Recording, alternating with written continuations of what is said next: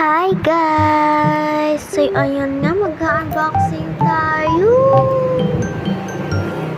Ang aking DIY iPad squishy! Tatanggalin na nga natin yung SIM! Sa sobrang OA ko! At ayun nga, napagkakita ko, pink yung screen! Ang next naman natin ay iPhone 17. Tatanggalin na po natin yung SIM. At ito nga po, tinatanggal ko na po. Binuksan ko na po.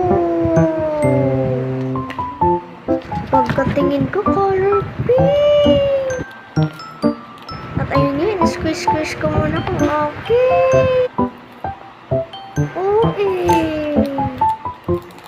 Ayun nga, tinatanggalan natin yung SIM.